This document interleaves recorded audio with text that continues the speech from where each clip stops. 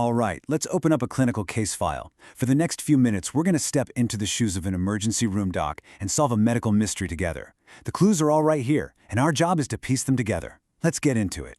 So, the scene is set. A 28-year-old guy walks into the ER. He's clearly in a bad way. The story? He was in a bar fight. And now, it's our job to figure out exactly what's wrong, and more importantly, what we're going to do about it. Okay, so our investigation begins right here. Part 1 is all about that initial moment, gathering the first crucial clues we can get just from looking at and talking to the patient. Now what we're seeing here are some really classic signs. The patient is telling us he's in severe pain and can barely open his mouth. You can literally see the swelling and bruising, and when the doctor gently touches the area, what we call palpation, it's extremely tender. These aren't just small complaints. Every single one of these clues is pointing toward a pretty significant injury. So, with those first clues in our pocket, it's time to move on. We can't just go on suspicion. We need to gather some hard evidence, some objective data to confirm what we think is going on. And our first results are in, and it's good news. Take a look at the vital signs. Everything is stable. Blood pressure, heart rate, breathing, all totally normal. This is a huge sigh of relief for the whole team because it means we can focus all of our attention on that facial injury without worrying about some other immediate life-threatening crisis. The blood work confirms it. The complete blood count, or CBC, is also looking great. Normal levels across the board. This tells us there's probably no major internal bleeding and no big infection complicating things. The coast is clear to really zero in on that primary injury. And here it is, the smoking gun. The panoramic X-ray gives us a clear, undeniable picture.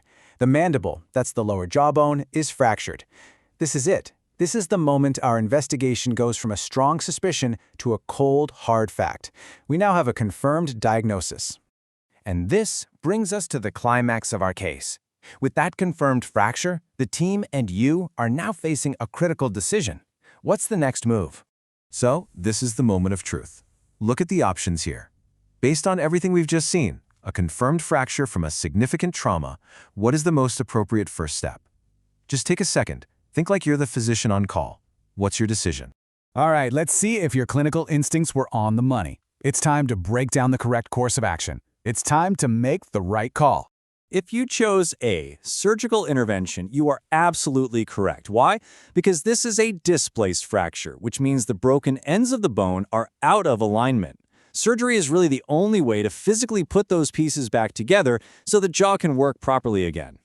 Yeah, it all comes down to alignment. When a bone like the jaw breaks and the pieces shift out of place, it simply cannot heal correctly on its own. The body can't do it. So surgery, often using tiny plates and screws, is the only way to put those pieces back in exactly the right spot, making sure the patient can chew, talk, and have a normal facial structure after they've healed.